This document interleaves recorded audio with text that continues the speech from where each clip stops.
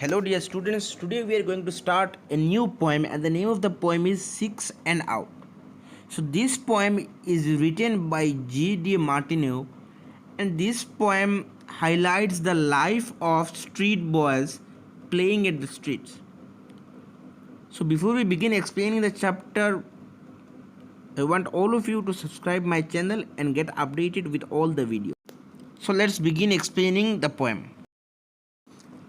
The pitch was only smooth in parts, it sank at either crease, and motor vans and bakers' carts at times disturbed the peace. So in the first line the poet is telling that the pitch was only smooth in parts, मतलब जो pitch था जहाँ पर वो cricket खेल रहे थे, तो बच्चों पिच क्या होता है, एक एरिया होता है जहाँ पर बैट्समैन बैट पकड़ के हिट करता है और बॉलर बॉल करता है। तो पूरे फील्ड के अलावा इस एरिया में क्या होता है, ज़मीन जो है उसको प्लेन कर दिया जाता है, ज़मीन के ऊपर पत्थर, ज़मीन के नीचे पत्थर दिया जाता है ताकि ज़मीन मजबूत रहे और ताकि बॉल अच्छी तरह से बाउंस खाए। और इस जगह पर घास भी नहीं होता है आउटफील्ड की तरह। आउटफील्ड का मतलब है जो पिच के बाहर जो एरिया होता है उसको आउटफील्ड बोलते हैं, और जहाँ पर खेला जाता है उस एरिया को पिच बोलते हैं। तो राइटर बोल रहे हैं कि the pitch was only smooth in parts, मतलब ये पिच जो था, ये पिच पूरी तरह से प्लेन नहीं था, स्मूथ नहीं था, कुछ पार्ट्स स्मूथ थे और कुछ पार्ट्स रफ थे, मतलब they were playing in the streets, so it is sure that this pitch will not be a smooth one. It sank at either crease. तो क्रीज क्या है, क्रीज ये है मतलब जिस एरिया पे बैट्समैन बैट पकड़ता है उस एरिया को, उस लाइन के अंदर का हिस्से को हम क्रीज बोलते हैं। तो राइटर बोल रहे हैं कि क्रीज पर क्या है, क्रीज पर भी रफ लैंड है, रफ ज़मीन है, और जिसके कारण दूर से अगर कोई देखेगा तो ये पिच क्रीज का एरिया थोड़ा डाउन दिखेगा। Okay, as if the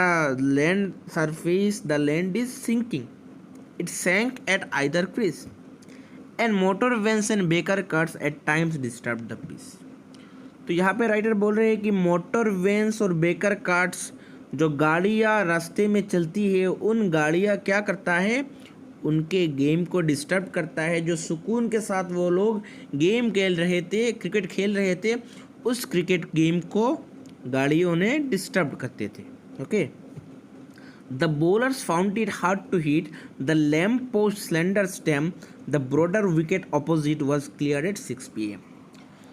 so in the next stanza the poet is telling that the bowlers found it hard to hit.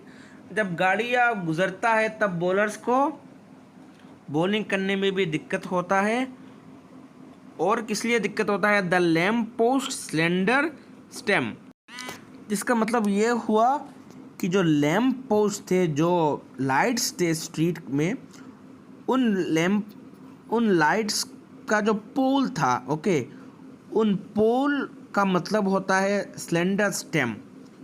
जो पोल के ऊपर जो लाइट्स थे, उन पोल बहुत मतलब थिन था, और जिसके कारण बॉलर्स को दिक्कत होता था विकेट लेने में।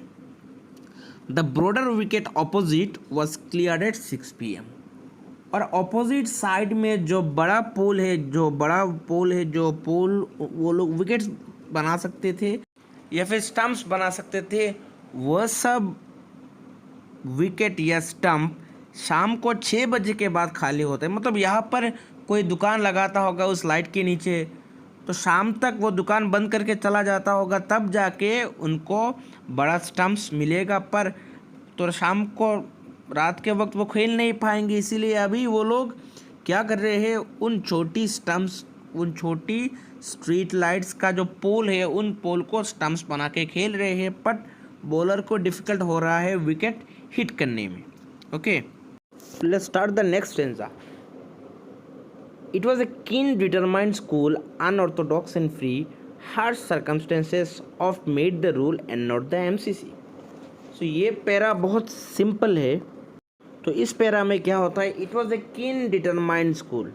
तो पॉइंट यहाँ पे बोल रहे हैं कि ये जो ग्रुप थे, स्कूल का मतलब यहाँ पे ग्रुप बताया गया है, और ये जो ग्रुप थे वो बहुत पैशनेट थे, वो खेलने के बहुत उत्सुक थे। अनऑर्थोडॉक्स एंड फ्री, क्योंकि वो बच्चे थे। अनऑर्थोडॉक्स का मतलब होता है लोग, मतलब सब लोगों से अलग, उनका सोच बहुत अलग था। और फ्री तो वो मतलब जो भी सोचते थे खुल के सोचते थे, मासूम बच्चों की तरह। Okay, and in fact they were all kids. So unorthodox का मतलब होता है डिफरेंट फ्रॉम यूजुअल, और फ्री तो फ्री है, मतलब वो उनका विचार बहुत फ्री था, वो बट अलग लोगों की तरह नहीं थे, वो उनका सोच बहुत अलग था। Okay, harsh circumstances oft made the rule and not the MCC. Harsh का मतलब होता है रफ, सर्कमस्टेंसेस का मतलब होता है सिचुएशन। तो यहाँ पे पॉइंट बोल रहे हैं कि रफ सिचुएशंस की वजह से एमसीसी के रूल्स वो बच्चे नहीं फॉलो कर सकते। तो एमसीसी का रूल्स मतलब मेलबोर्न क्रिकेट क्लब, मतलब तुम्हारे लिए समझ लो आईसीसी या बीसीसीआई, जो भी जिस देश का जो क्रिकेट का एसोसिएशन होता है नेशनल लेवल, तो वो नेशनल क्रिकेट एसोसिएशन का जो रूल्स होता है वो सारे रूल्स वो लोग यहाँ फॉलो नहीं कर सकते, क्योंकि उनका जो पिच है या उनका जो फील्ड है वो फील्ड पूरी तरह से अच्छा नहीं है खेलने के लिए, because they are playing at the street. The score seated by the well in the next stanza, see, the scores seated by the well kept up a fire of talk. He was both umpires, crowd and all, and piled a busy chalk.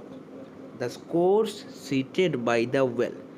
अभी point यहाँ पे बोल रहे हैं कि जो scorer था वो वेल के पास बैठ के स्कोरिंग कर रहा है, और क्या होता है, kept up a fire of talk, मतलब वो स्कोरर भी है, कुएं के पास बैठ के स्कोरिंग कर रहा है, और वो चिल्ला चिल्ला के सबको स्कोर बता रहा है। He was both umpires, crowd and all, और वो अकेला बंदा अंपायर भी था, ऑडियंस भी था, स्कोरर भी था, सब कुछ था। And piled A busy chalk, piled का मतलब होता है यूज स्किलफुली, और उसके पास जो चौक था वो बहुत ध्यान से स्कोर लिख रहा था, स्कोर सबको बता रहा था। अंपायर भी था, मतलब पूरा काम वो कर रहा था, और वो सब काम में उसका बहुत एक्सपीरियंस था, वो बहुत माहिर था, और ध्यान से हर एक काम वो कर रहा था। So standing musing on the scene, I let the moments pass, how well he drove into the screen and then the crash of glass. So इस पैरा में क्या होता है, राइटर अपने आप को पोएम में इंक्लूड कर रहे हैं। तो इंक्लूड करके राइटर ये बोल रहे हैं कि पोएट ये बोल रहे हैं कि so standing musing on the scene, musing का मतलब होता है थिंकिंग। तो राइटर किसी कोने में खड़े होके ये सीन देख रहे थे और सोच रहे थे। आई लेट द मोमेंट पास, और तभी क्या हुआ, उस सोच जो सोच रहे थे, जो मोमेंट था वो मोमेंट उनका डिस्टर्ब हो गया। क्यों डिस्टर्ब हुआ, how well he drove it to the screen, जो बैटिंग कर रहा था उस बैट्समैन ने क्या किया, बल्ला घुमाया और बॉल जाके किसी का घर का ग्लास में गिर गया। स्क्रीन का मतलब होता है विंडो का glass pane. Okay, and then the crash of glass, और बॉल ग्लास में गिरने की वजह से क्या हुआ, ग्लास टूट गया विंडो का। I watched the players as they ran, और विंडो का ग्लास तोड़ने के बाद वो प्लेयर्स सब भागने लगे। And the point was standing and watching them and hard yet they fled the loud voice of an angry man the law's majestic tread. और जब वो भाग रहे थे तब वो जिस घर का कांच उन्होंने तोड़ा था, उस घर का जो ओनर था उनका लाउड वॉइस, एंग्री वॉइस वो लोग सुन सुन के भाग रहे थे। और वो लोग वो आदमी क्या उसने घर से बाहर निकला ताकि उनको पनिशमेंट दिया जाए, the law's majestic thread, law का मतलब होता है पनिशमेंट, मैजेस्टिक का मतलब होता है रॉयल, और थ्रेड का मतलब होता है वर्क। मतलब वो आदमी जो घर का ओनर था वो घर से निकला और उसका जो वॉकिंग का जो स्टाइल था, वॉकिंग का जो वॉकिंग स्टाइल था, वो वॉकिंग स्टाइल देख के हमारे पोएट को पता चल रहा था कि ये जो ओनर थे वो रॉयल फैमिली के थे, वो बहुत बड़े घराने के थे, और वो बाहर निकल के आए ताकि उन बच्चों को वो डांट सके, पनिशमेंट दे सके। तो डियर स्टूडेंट्स, यहाँ पर हमारा ये पोएम ख़त्म होता है। जो वर्ड मीनिंग्स है बुक में, तुम सब वर्ड मीनिंग्स कॉपी में लिख दो, and still if you have any doubt you can ask me. Thank you.